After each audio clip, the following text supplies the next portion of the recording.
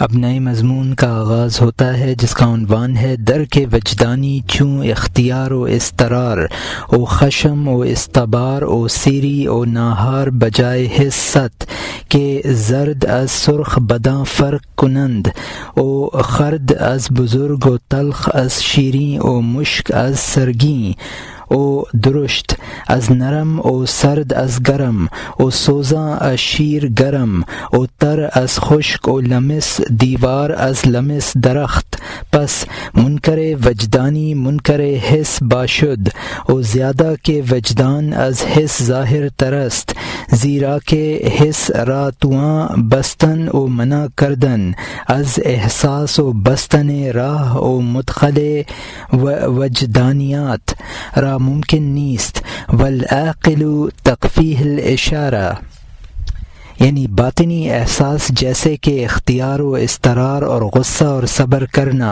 اور پیٹ بھرنا اور بھوک حس کے قائم مقام ہے، جو کہ زرد کو سرخ سے اور چھوٹے کو بڑے سے اور کڑوے کو میٹھے سے اور مشک کو گوبر سے اور سخت کو نرم سے سرد کو گرم سے اور جلانے والے کو کنکنے سے اور تر کو خشک سے اور دیوار کے چھونے کو درخت کے چھونے سے فرق کرتی ہے، تو باطنی احساس کا منکر حس کا منکر ہوگا، اور اس سے بھی بڑھ کر، کیونکہ باطنی احساس حس سے بڑھ کر ہے، کیونکہ حس کو احساس کرنے سے باندھا اور روکا جا سکتا ہے، اور باطنی احساسات کے راستے اور مدخل کو بند کرنا ممکن نہیں ہے، اور عقل مند کے لیے اشارہ کافی ہے۔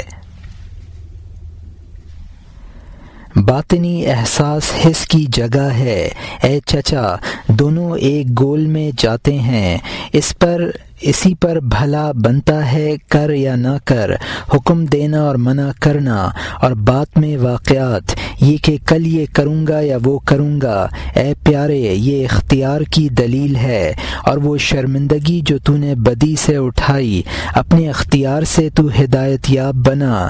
سارا قرآن امر اور نہیں اور ڈراوا ہے۔ سنگ مرمر کو حکم کرنا کس نے دیکھا ہے؟ کوئی سمجھدار، کوئی عقل مند یہ کرتا ہے؟ ڈھیلے اور پتھر سے غصہ اور کینہ کرتا ہے کہ میں نے کہا تھا ایسا کر یا ویسا؟ اے مردو اور عاجزو، تم نے کیوں نہ کیا؟ لکڑی اور پتھر کو عقل کب حکم دیتی ہے؟ چنگ بجانے والا چنگ کی تصویر کو کب بجاتا ہے کہ اے ہاتھ بندھے پاؤں ٹوٹے ہوئے غلام، تیری تھام اور نیزہ تھام اور جنگ کی جانب آ۔ وہ خالق جس نے ستارے اور آسمان بنایا، جاہلوں کا سا حکم دینا اور منع کرنا کب کرتا ہے؟ یہاں مترجم نے حاشیے میں لکھا ہے کہ قدری جو بندے کو مختار مطلق قرار دیتا ہے وہ دلیل جیسی دقیق چیز کا منکر ہے، لہذا جبری قدری سے بے عقلی میں بڑھا ہوا ہے۔ انسان کا مختار ہونا بالکل حسی چیز ہے، اسی بنا پر وہ مکلف قرار دیا گیا ہے۔ علم وجدانی وہ علم جو وجدان کے ذریعے حاصل ہوا ہو۔ وجدان نفس اور اس کی باطنی قوتوں کو کہا جاتا ہے۔ مولانا کے فرمانے کا خلاصہ یہ ہے کہ کچھ معلومات تو وہ ہیں جو بذریعہ وجدان انسان کو حاصل ہوتی ہیں، جیسا کہ مجبور ہونا، مستر ہونا یا غصہ اور صبر کرنا، اور کچھ معلومات وہ ہیں جو بذریعہ حواس حاصل ہوتی ہیں، جیسا کہ کسی چیز کا چھوٹا بڑا ہونا یا کڑوا میٹھا ہونا وغیرہ۔ تو وجدانی معلومات ایسی ہی ہیں جیسا کہ وہ معلومات جو حواس کے ذریعے ہوتی ہیں، بلکہ وجدانیات محسوسات سے زیادہ بڑھی ہوئی ہیں، کیونکہ محسوسات کا ذریعہ حواس ہیں، اور حواس انسان معطل کر سکتا ہے، لیکن وجدان کو معطل کرنا ممکن نہیں ہے۔ تو جو شخص کسی وجدانی معلوم کا انکار کرے تو وہ محسوس کے منکر کی طرح ہے بلکہ اس سے بھی زیادہ احمق ہے۔ تو اس لحاظ سے جبریہ فرقہ جو انسان کے اختیار کا منکر ہے، جو کہ ایک وجدانی چیز ہے، قدریہ فرقے سے زیادہ احمق ہے۔ انسان کا یہ کہنا کہ کل یہ کروں گا اختیار کی دلیل ہے۔ قرآن میں جس قدر اوامر اور نواہی ہیں وہ سب انسان کے اختیار کی بنیاد پر ہیں۔ پتھر ڈھیلا جن میں کوئی اختیار نہیں ہے، ان کو نہ کوئی حکم ملتا ہے اور نہ ان کو کسی کام سے منع کرتا ہے۔ جن چیزوں میں اختیار نہیں ہے ان کو کوئی حکم نہیں دیا جاتا ہے۔ چنگ کی تصویر میں بجائے بجنے کا اختیار نہیں ہے، اس کو کوئی نہیں بجاتا۔ جس غلام کے ہاتھ پاؤں بندھے ہوئے ہیں، اس کو جنگ میں جا کر نیزہ بازی کا کوئی حکم نہیں دیتا ہے۔ اللہ تعالی جس کی حکمت سے ستارے اور آسمان بنا، اس سے یہ جلالانہ فعل کیسے صادر ہو سکتا ہے کہ وہ غیر مختار کو حکم دے یا منع کرے؟ اور یہاں حاشیہ ختم ہوتا ہے۔ تو نے اللہ تعالیٰ سے عاجزی کا احتمال رفع کیا اور اس کو جاہل اور احمق اور بے وقوف کہہ دیا۔ قدر کے عقیدے میں عجز لازم نہیں آتا ہے، اور اگر آئے جہالت عجز سے بدتر ہے۔ مہربانی سے ترک مہمان سے کہتا ہے، میرے دروازے کی جانب بغیر کتے اور گدڑی کے آ جا، خبردار فلانے دروازے سے ادب کے ساتھ اندر آ جا تاکہ میرا کتا تجھ سے ہونٹ اور دانت بند رکھے۔ تو اس کا الٹا کرتا ہے اور دروازے پر جاتا ہے، لا محالہ کتے کے زخم سے خستہ ہو جاتا ہے۔ وہ روش اختیار کر جو غلام اختیار کرتے ہیں تاکہ اس کا کتا بردبار اور مہربان بن جائے۔ تو اپنے ساتھ کتا یا لومڑی لے جاتا ہے، ہر خیمے سے کتا بھڑک جاتا ہے۔ اگر خدا کے علاوہ کسی کو اختیار نہ ہو تو تجھے مجرم پر غصہ کیوں آتا ہے؟ تو دشمن پر دانت کیوں پیستا ہے؟ تو اس کی عطا کیوں سمجھتا ہے؟ اگر گھر کی چھت کی کوئی کڑی ٹوٹ جائے، تجھ پر گرے، تجھے بہت زخمی کر دے، تجھے چھت کی لکڑی پر کوئی غصہ آتا ہے؟ تو کبھی اس سے کینہ کرنے میں مبتلا ہوگا؟ یہاں مترجم نے حاشیے میں لکھا ہے کہ جبری کا یہ خیال ہے کہ اگر نفس و شیطان کو مشیت خداوندی کے تابع نہ مانا جائے تو پھر اللہ تعالیٰ کا عجز اور مغلوبیت تسلیم کرنی پڑے گی، لیکن انسان کو مجبور قرار دے کر اس نے اللہ تعالیٰ کو جاہل اور احمق ٹھہرایا کہ اختیار کے نہ ہوتے ہوئے وہ امر نہیں کرتا ہے۔ اگر انسان کو مختار مانا جائے تو اللہ تعالیٰ کا عجز لازم نہیں آتا، اس لیے کہ بندے کا اختیار مشیت کے تابع ہے۔ اگر بالفرض لازم بھی آئے تو بندے کے غیر مختار ہونے کی صورت میں خدائی امر و نہی سے جو خدا کا جہل اور سفاہت لازم آتی ہے وہ اس سے بھی بدتر ہے۔ مولانا رحمۃ اللہ علیہ نے ترک اور کتے اور آنے والے مہمان کی تشبیہ دے کر سمجھایا ہے کہ حضرت حق تعالی نے بندے کو ایسے راستے بتا دیے ہیں کہ شیطان کا ان میں کوئی دخل نہیں ہے۔ بندہ ان راستوں کو اپنے اختیار سے چھوڑتا ہے تو شیطان کی مداخلت شروع ہو جاتی ہے۔ اس صورت میں انسان پر نہ اللہ کی جانب سے جبر ہے، نہ شیطان کی جانب سے، اور نہ شیطان پر جبر ہے۔ شیطان اللہ کا ایک کتا ہے اور وہ ان کو سناتا ہے جو اللہ کے بتائے ہوئے راستے پر نہیں چلتے ہیں۔ انسان اللہ کے بتائے ہوئے راستے پر چلے گا تو شیطان اس کا کچھ نہ بگاڑ سکے گا۔ مہمان غلاموں کی طرح ترک کے خیمے میں آئے گا تو کتا اس کو نہ کاٹے گا۔ انسان غلط روی اختیار کر کے شیطان سے تکلیف اٹھاتا ہے۔ جبریہ کے عقیدے کے مطابق اگر انسان مجبور محض ہے تو پھر خطاوار پر غصہ کیوں کرتا ہے؟ اگر چھت کی لکڑی سے تکلیف پہنچتی ہے تو انسان اس کو غیر مختار سمجھ کر کبھی اس پر غصہ نہیں کرتا ہے۔ جس چیز میں اختیار نہیں ہے مگر اس سے کوئی نقصان پہنچتا ہے تو انسان کو کبھی غصہ نہیں آتا ہے۔ اور یہاں حاشیہ ختم ہوتا ہے کہ وہ میرے کیوں لگی اور میرا ہاتھ توڑ دیا، یا وہ مجھ پر کیوں گری اور گرا دیا، وہ میری جان کے دشمن اور مخالف تھی، قصداً میرے خون کے درپے ہوئی ہے۔ تو چھوٹے بچوں کو کیوں پیٹتا ہے جبکہ تو بڑوں کو اختیار سے مبرہ سمجھتا ہے؟ جو شخص تیرا مال چراتا ہے تو کہتا ہے پکڑ لے، اس کے ہاتھ پاؤں کاٹ ڈال، اس کو قید کر لے۔ جو تیری بیوی کا قصد کرتا ہے اس پر تیرے لاکھوں غصے پھوٹ پڑتے ہیں۔ اگر سیلاب آئے اور تیرا سامان بہا لے جائے، کوئی عقل سیلاب سے کیناوری کرتی ہے؟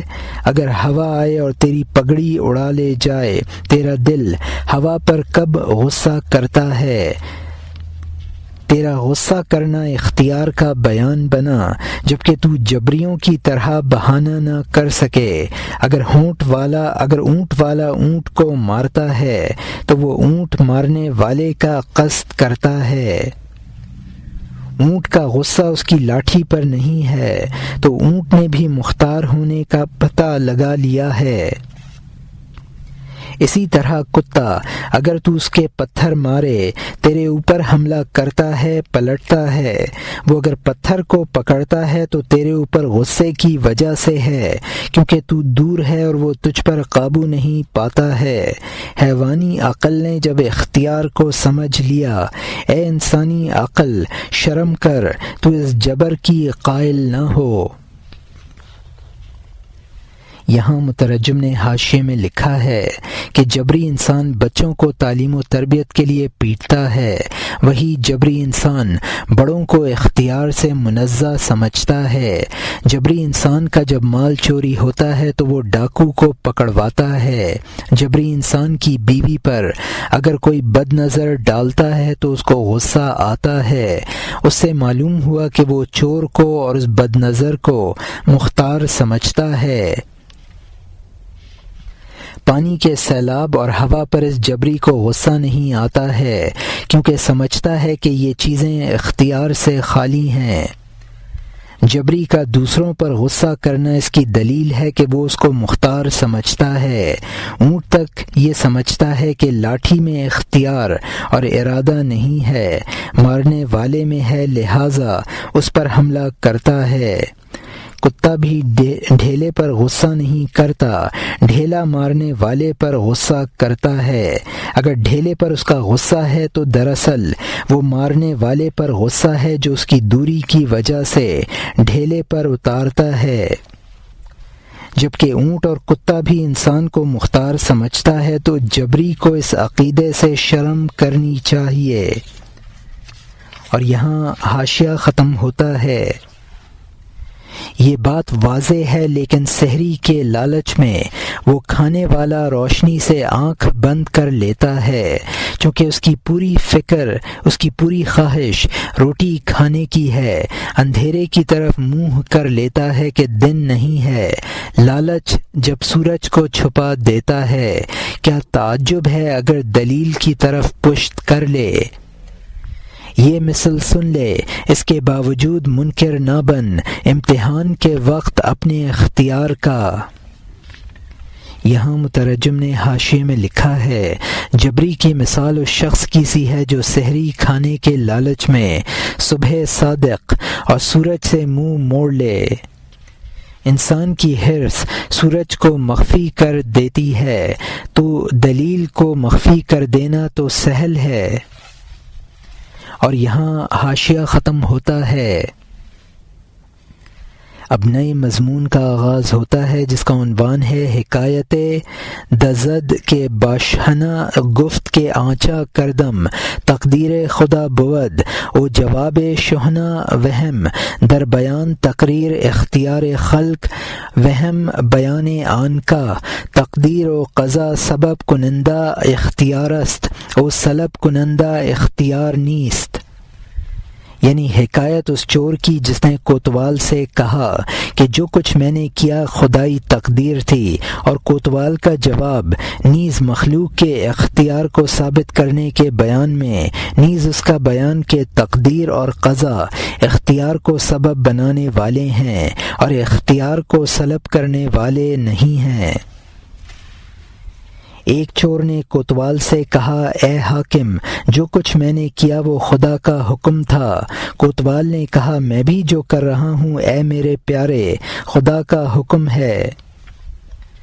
کسی دکان سے اگر کوئی شخص مولی لے جائے کہ اے عقل مند یہ خدا کے حکم سے ہے، 2-3 گھونسے اس کے سر پر مار کے اے نالائق خدا کا حکم ہے کہ اس جگہ واپس رکھ، اے بے وقوف، ایک ترکاری کے بارے میں جبکہ یہ عذر سبزی فروش کے لیے قابل قبول نہیں ہے تو اس عذر پر بھروسہ کرتا ہے، سانپ اور اژدہے کے گرد چکر لگاتا ہے۔ یہاں مترجم نے حاشیے میں لکھا ہے اس حکایت کا مقصد یہ ہے کہ بندے کو اپنے افعال کا اختیار حاصل ہے۔ تقدیر خداوندی انسانی اختیار کو فعل کا سبب بناتی ہے، اختیار کو سلب نہیں کرتی ہے۔ اس چور کو مار اور کہہ دے کہ یہ بھی خدا کی تقدیر سے ہے، مولی اس جگہ لا کر رکھ دے۔ جب سبزی فروش کے یہاں بھی عذر قبول نہیں ہے تو اس بھروسے پر گناہوں کا ارتکاب کس قدر حماقت ہے۔ گناہ جس کے نتیجے میں سانپ اور بچھو ڈسیں گے۔ اور یہاں حاشیہ ختم ہوتا ہے اے بے وقوف کمینے، ایسے عذر سے تو نے جان اور مال اور بیوی کو قربان کر دیا، پھر تو ہر شخص تیری مونچھیں نوچے گا، عذر کرے گا، اپنے آپ کو مجبور ٹھہرائے گا۔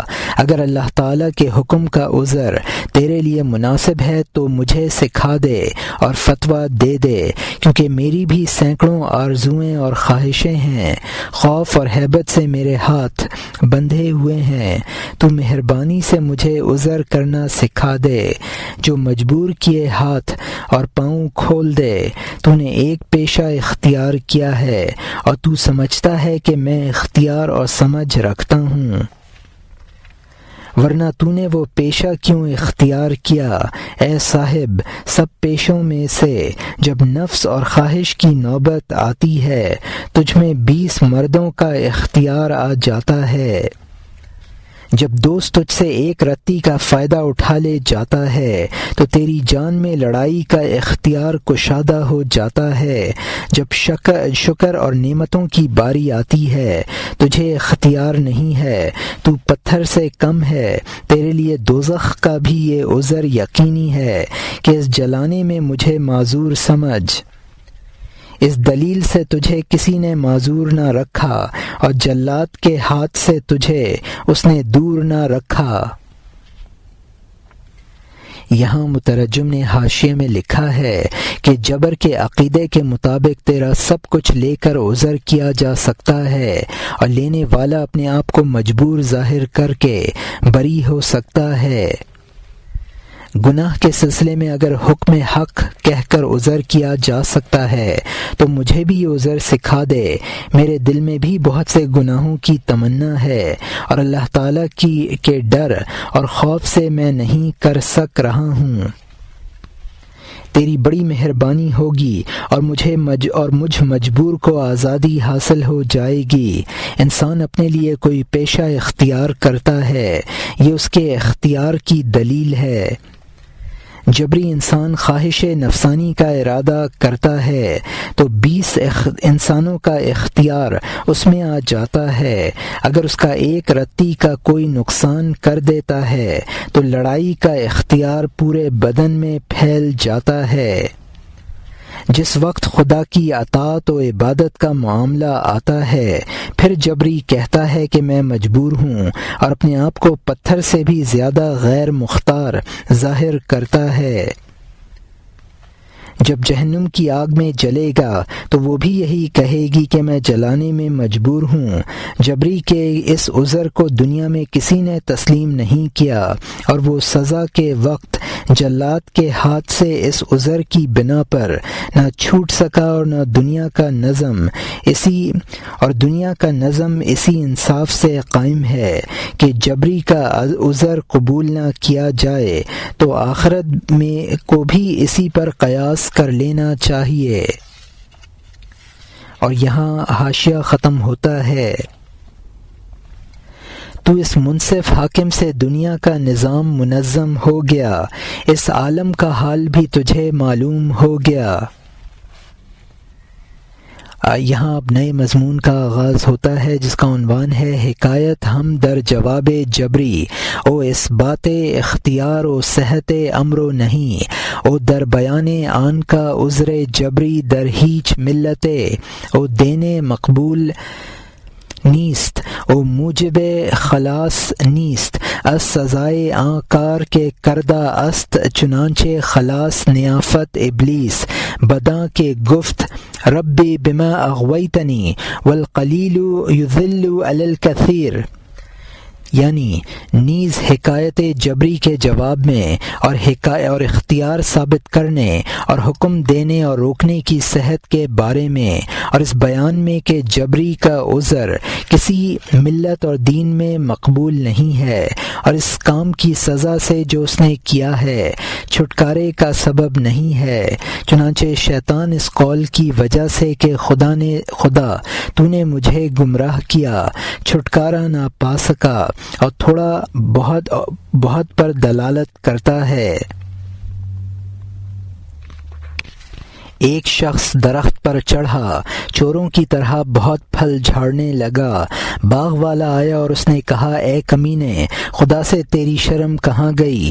تو کیا کر رہا ہے؟ اس نے کہا، اللہ تعالیٰ کے باغ سے خدا کا بندہ اگر کھجوریں کھا رہا ہے جو کہ اس کو خدا نے دی ہیں، جاہلوں کی طرح تو کیا ملامت کر رہا ہے؟ بے نیاز خدا کے دسترخوان پر بخل کر رہا ہے۔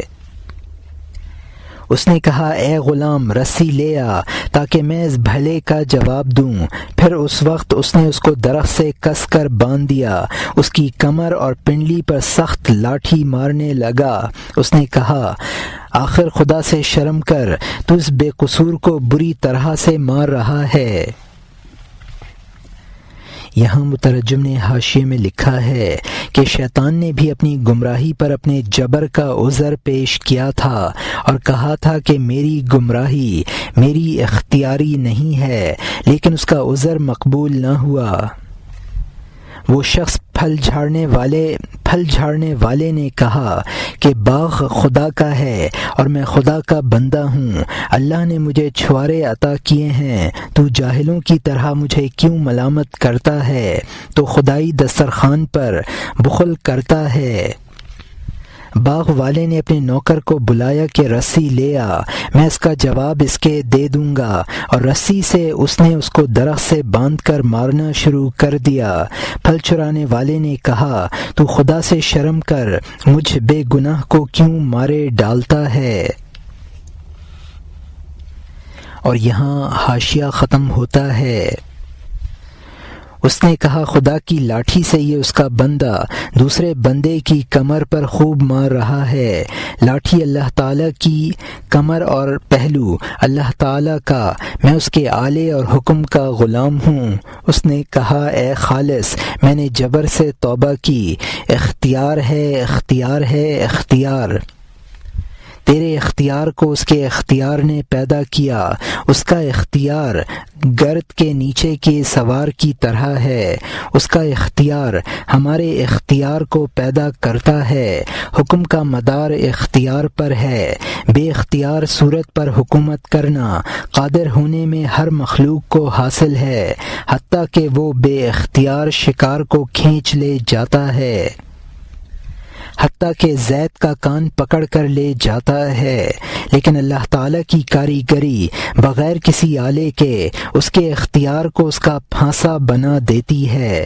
زید کا اختیار اس کو قید کر دیتا ہے، وہ بغیر کتے اور جال کے شکار جیسا بن جاتا ہے، بڑھئی لکڑی پر حاکم بن جاتا ہے، مصور حسین کا حاکم بن جاتا ہے، لوہار لوہے پر حاکم ہے، معمار بھی اوزار پر حاکم ہے۔ عجب بات ہے کہ اس قدر اختیار اس اللہ تعالیٰ کے اختیار سے غلام کی طرح سجدہ کرنے والے ہیں۔ یہاں مترجم نے حاشیے میں لکھا ہے کہ باغ والے نے کہا کہ لاٹھی بھی خدا کی ہے اور میں بھی خدا کا بندہ ہوں، تیری کمر اور پہلو بھی خدا کا ہے، میں تجھے اللہ کے حکم سے مار رہا ہوں، تو اس میں کیا برائی ہے؟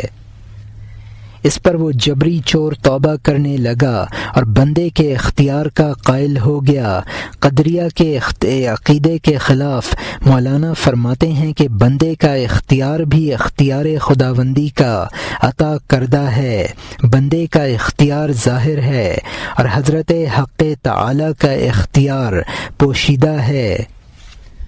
جبریہ کے عقیدے کے خلاف مولانا فرماتے ہیں کہ تمام احکام اور نواہی کا مدار اختیار پر ہے اور جو بندے کو حاصل ہے، اسی لیے امام جعفر رضی اللہ عنہ نے فرمایا لا جبر ولا قدر ولكن امرها بین الامرین، یعنی نہ تو انسان مجبور ہے نہ مختار محض، بلکہ معاملہ بین بین ہے۔ بے اختیار پر تو ہر مخلوق حکمرانی کرتی ہے، لہٰذا اللہ کی صفت خاصہ نہیں ہے۔ اللہ تعالیٰ کی صفت خاصہ ہے کہ وہ مختار بغیر کسی آلے کے خود اس کے اختیار کو اس کی کمند بنا دیتا ہے اور اس کو پھانس دیتا ہے۔ اللہ تعالیٰ کی صفت خاصہ ہے کہ وہ انسان کو خود اس کے اختیار سے بغیر کسی آلے کے شکار کر لیتا ہے۔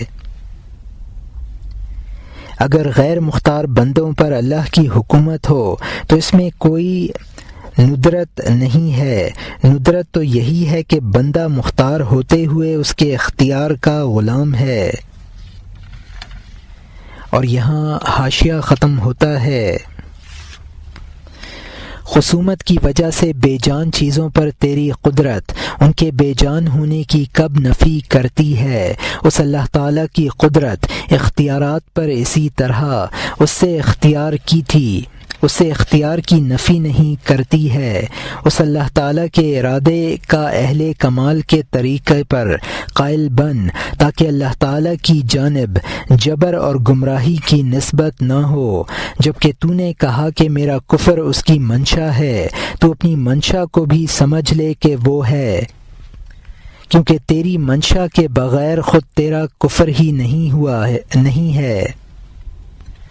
بغیر منشا کے کفر کرنا متضاد بات کہنا ہے۔ عاجز کو حکم دینا برا اور ناپسند ہے، غصہ کرنا زیادہ برا ہے، خصوصاً رحیم پروردگار کی جانب سے۔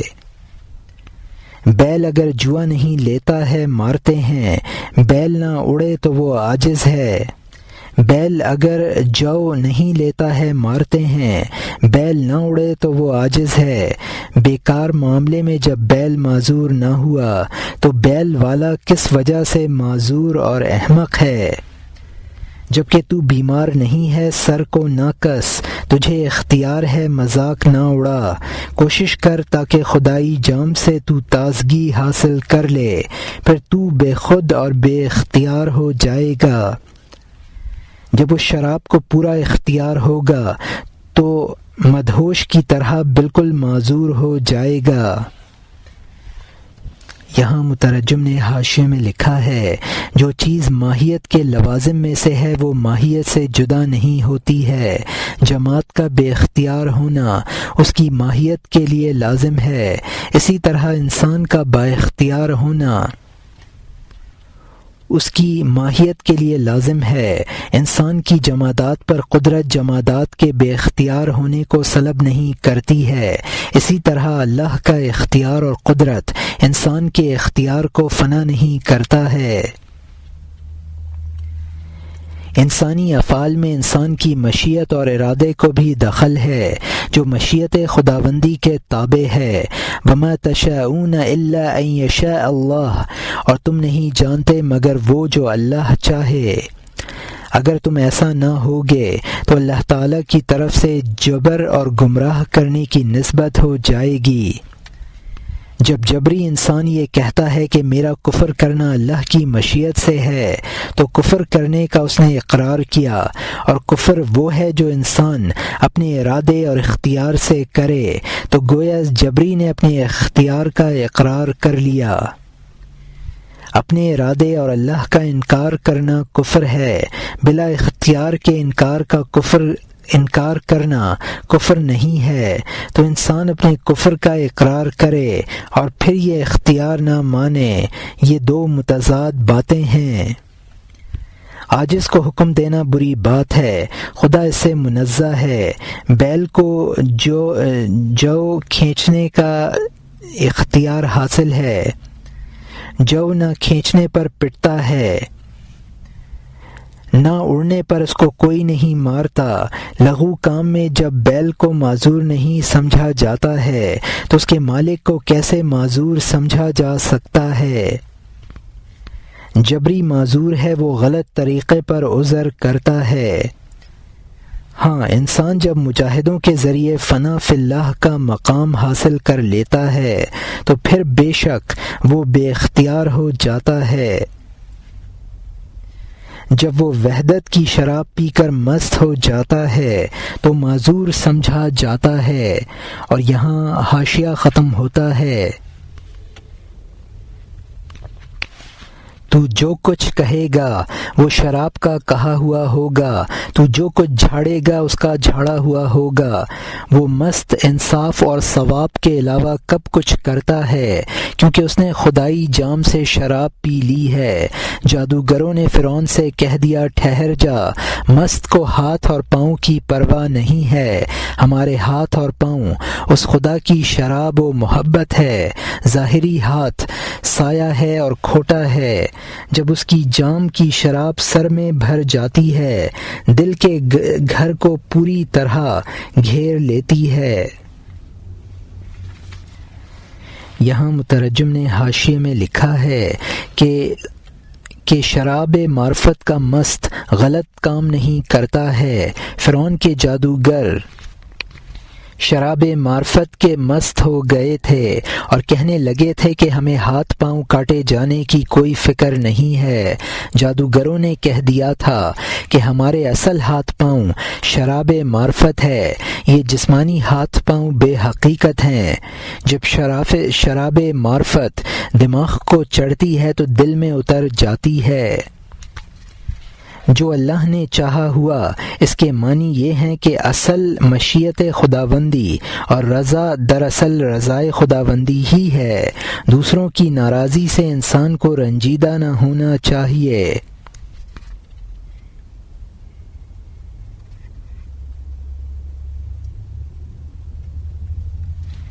اور یہاں حاشیہ ختم ہوتا ہے۔ اب نئے مضمون کا آغاز ہوتا ہے جس کا عنوان ہے معنی ماشاء اللہ کانا، یعنی خواست اوست و رضا رضائے او از خشم و رد دیگراں دل تنگ نباشید کانا۔ اگرچہ لفظ ماضی ست لیکن در فعل خدا ماضی و مستقبل نباشد کہ لیس عند ربنا صباح ولا مساء، یعنی جو اللہ تعالیٰ نے چاہا ہوا کے معنی یعنی مشیت اسی کی مشیت ہے اور رضامندی اسی کی رضامندی ہے۔ تم دوسروں کو غصہ اور رد سے رنجیدہ نہ ہو۔ لفظ کانا اگرچہ ماضی کا صیغہ ہے لیکن اللہ کے فعل میں ماضی اور مستقبل نہیں ہوتا ہے، کیونکہ ہمارے پروردگار کے یہاں صبح اور شام نہیں ہوتی ہے۔ بندے کا یہ کہنا جو خدا نے چاہا وہ ہوا، اس لیے نہیں ہے کہ تو اس میں کاہل بنے، بلکہ اخلاص اور کوشش پر برانگیختہ کرتا ہے کہ تو اس دربار میں زیادہ مستعد بنے۔ اگر وہ کہہ دیں اے جوان مرد تو جو چاہے کام، تیرا ہی کام ہے منشا کے مطابق۔ یہاں مترجم نے حاشیے میں لکھا ہے، پہلے یہ بتایا تھا کہ بندے کے فعل میں اس کی مشیت کا دخل ہے، بظاہر ما شاء اللہ کانا، یعنی جو اللہ نے چاہا ہوا، اس کے مخالف ہوتا ہے، لہٰذا مولانا اس کے معنی سمجھاتے ہیں۔ اگر انسان سے یہ کہہ دیا جاتا کہ ہر کام تیری منشا کے مطابق ہو جائے گا تو اس وقت انسان خدا کی اطاعت اور بندگی میں سستی کرتا۔ اور یہاں حاشیہ ختم ہوتا ہے۔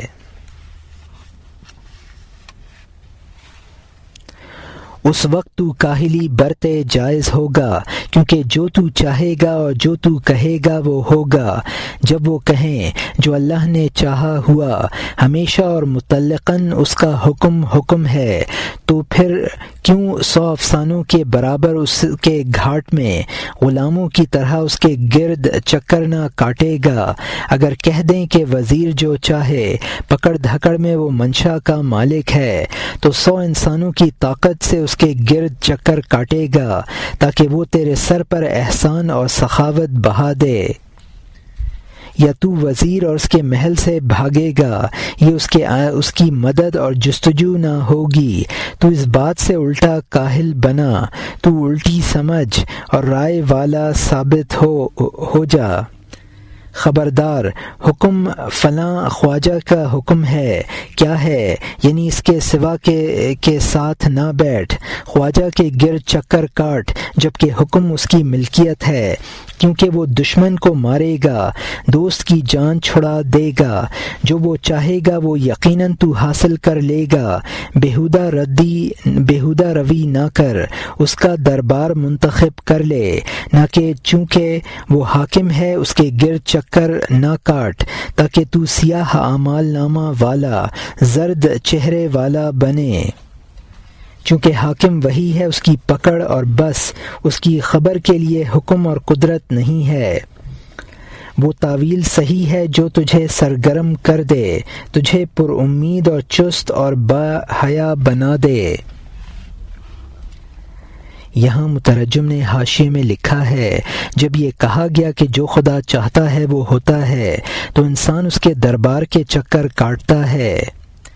اگر شاہی یہ اعلان ہو جائے کہ ہر معاملے میں وزیر خود مختار ہے، تو تمام انسان اس کے گھر کا چکر کاٹیں گے، اس کے محل سے گریز کرنا، اس کی مدد کی طلب نہ ہوگی۔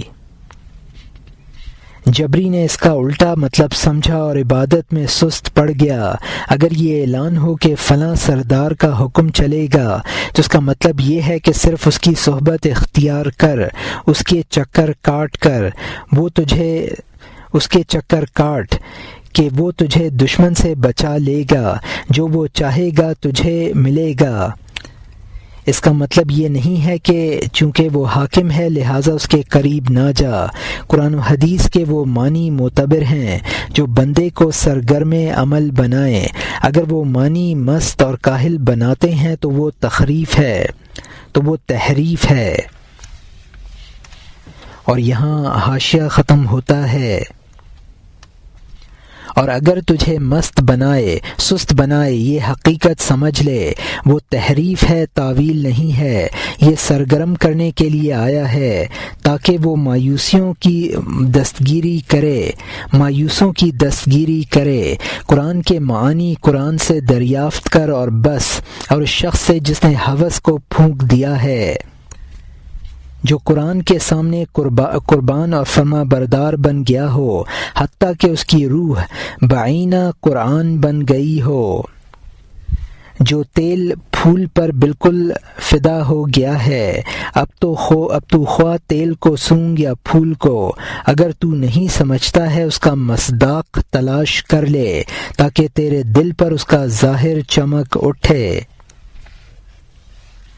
یہاں مترجم نے حاشیے میں لکھا ہے یعنی ماشاء اللہ کانا سرگرم عمل کرنے کے لیے ہے۔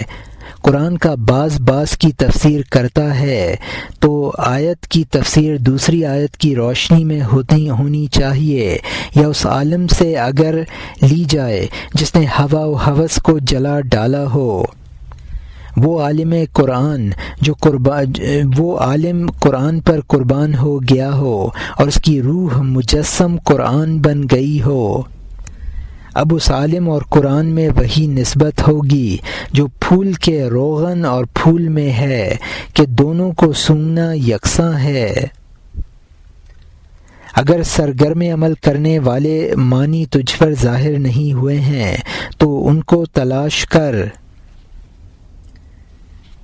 یہ حدیث شریف ہے، اور حدیث میں ہے جفت القلم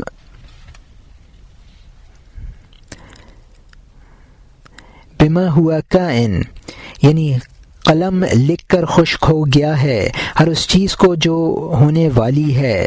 اس پر صحابہ کرام نے سوال کیا، پھر عمل کس بات کے لیے؟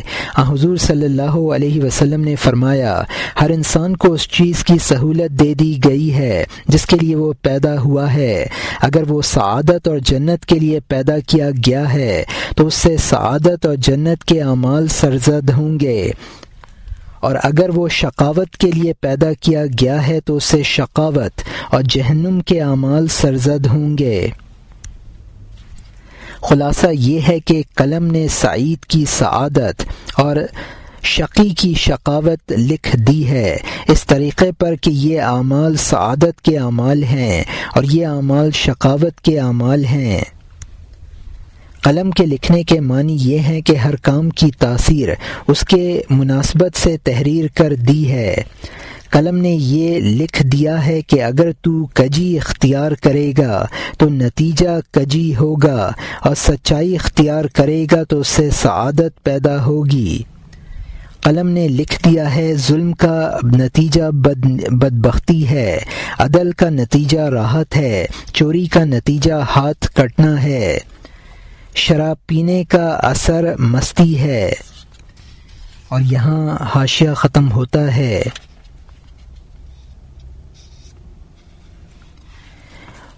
اور یہاں اب نئے مضمون کا آغاز ہوتا ہے جس کا عنوان ہے وَهَمْ چنی قد جف القلم وكتب ألا يستوي الطاعة والمعصية ولا يستوي الأمانة والسرقة جف القلم عن ألا يستوي الشكر والكفران جف القلم إن الله لا يضيع أجر المحسنين۔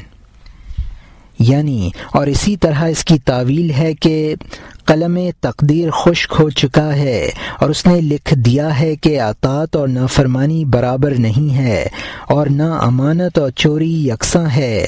قلم خشک ہو گیا ہے کہ شکر اور کفر برابر نہیں ہے۔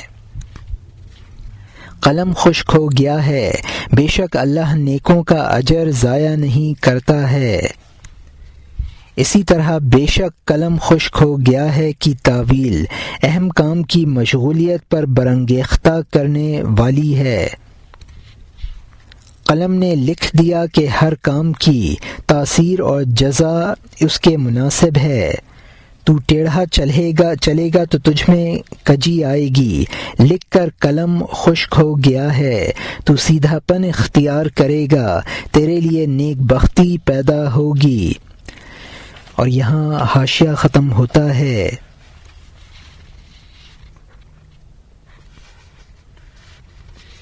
تو ظلم کرے گا تو بدبخت سے لکھ کر قلم خشک ہو گیا ہے۔ تو انصاف کرے گا پھل کھائے گا، قلم لکھ کر خشک ہو گیا ہے۔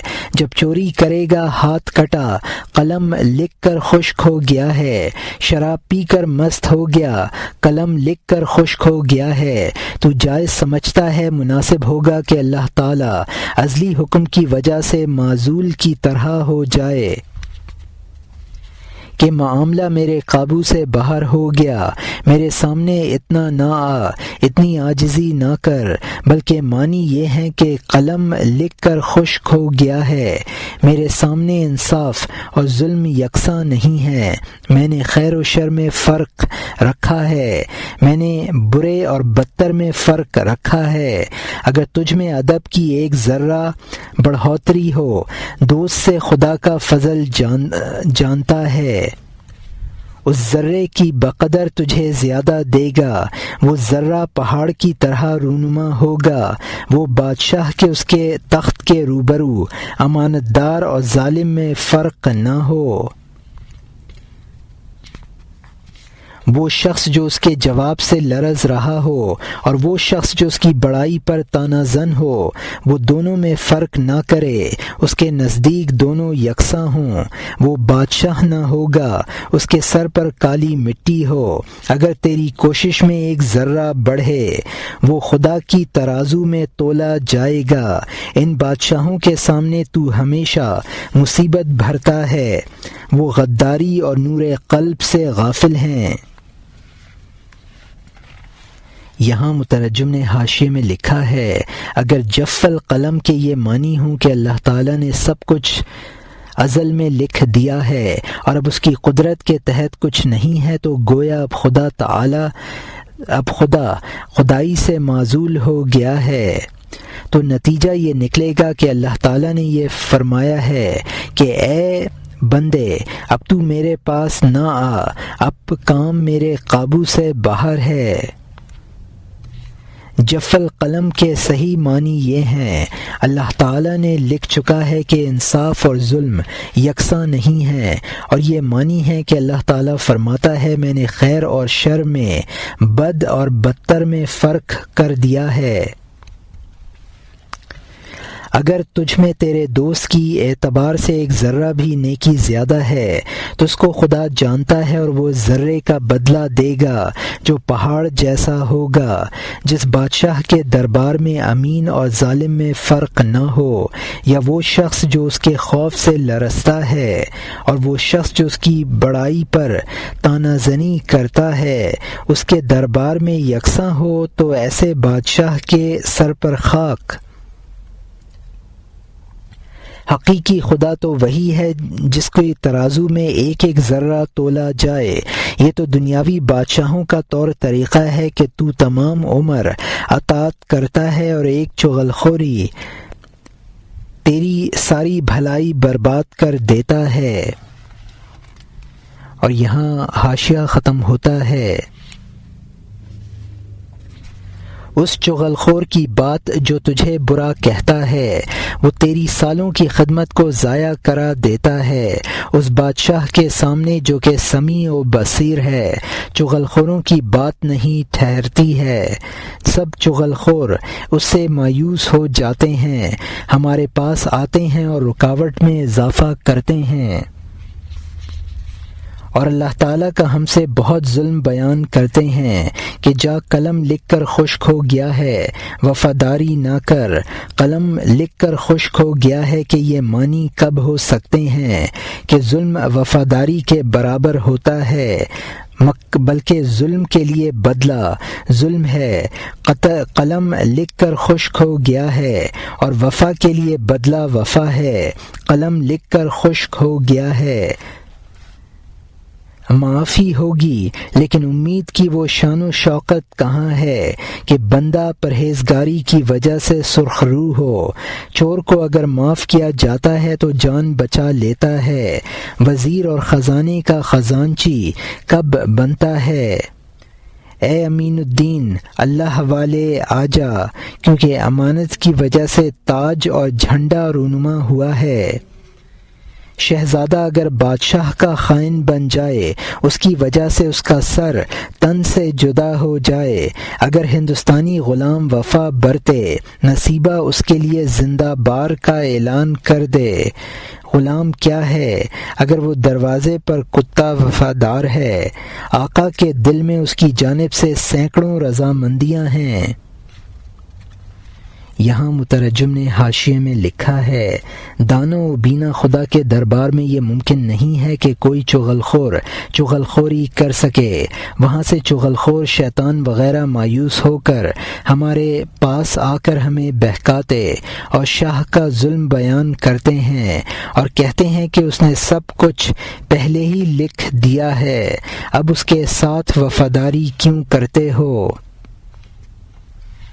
یہ چغل خور شیطان کا جواب ہے کہ جف القلم کے یہ معنی نہیں ہے کہ جفا اور وفا یکساں ہے، وفاداری سے کوئی فائدہ نہیں ہے، بلکہ معنی یہ ہے کہ جفا کا بدلہ جفا ہے اور وفا کا بدلہ وفا ہے۔ شبہ ہوتا ہے کہ جب اللہ تعالیٰ گناہ گاروں کو بھی معاف کر دے گا تو پھر طاعت اور نافرمانی کیسے ہو گئی؟ مولانا نے جواب دیا ہے کہ معافی تو ہو جائے گی لیکن وہ انعامات حاصل نہ ہوں گے جو نیکوکاروں کو ملیں گے۔ چور کی معافی کا یہی طالب ہوتا ہے کہ اس کی جان بچ گئی لیکن اس کو وزیر اور خزانچی کا توبہ تو حاصل نہیں ہوا۔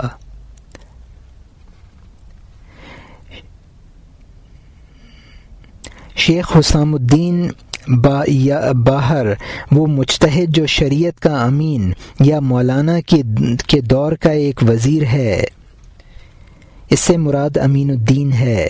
اگر بادشاہ کا بیٹا بادشاہ کا خائن ہو تو وہ گردن زدنی ہے، اور اگر معمولی غلام وفاداری کرتا ہے تو اس کا نصیبہ اس کو مبارکباد دیتا ہے۔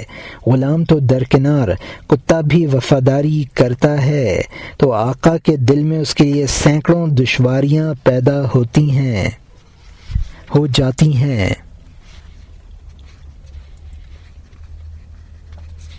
اور یہاں حاشیہ ختم ہوتا ہے۔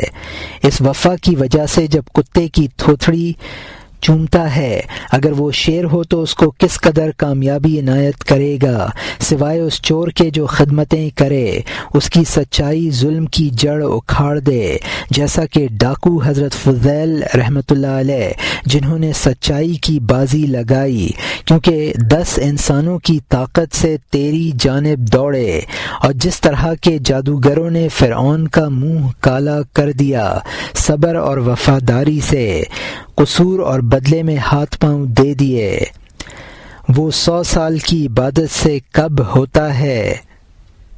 تو جس نے 50 سال عبادت کی ہے ایسی سچائی کب حاصل کی ہے؟ یہاں مترجم نے حاشیے میں لکھا ہے کہ وفاداری اگر کتا بھی کرتا ہے تو آقا اس کا منہ چومتا ہے، اور اگر شیر وفاداری کرے تو پھر اس کی کامیابی کا کیا ٹھکانہ ہے؟ پہلے فرمایا تھا کہ چور کو معاف تو کر دیا جائے گا لیکن اس کو اونچے مقامات حاصل نہ ہوں گے، اب اس سے استثناء کرتے ہیں اس لیے کہ بعض ڈاکو لوگوں کو بڑے مقامات حاصل ہو گئے ہیں۔ حضرت فضیل بن عیاض رحمۃ اللہ علیہ ڈاکو تھے، پھر تائب ہوئے اور اولیاء اللہ میں ان کا شمار ہوا۔ اسی طرح فرعون کے جادوگر توبہ کے بعد کامل بنے، یعنی فرعون کو روسیاہ کیا، اللہ کی محبت میں ہاتھ پاؤں کٹوا دیے۔ یہ مقام 100 سالہ عبادت سے بھی مشکل حاصل ہوتا ہے۔ انسان کا 50 سال عبادت کرتا ہے لیکن ان ساحروں کی سی سچائی اس کو حاصل نہیں ہوتی ہے۔ اور یہاں حاشیہ ختم ہوتا ہے۔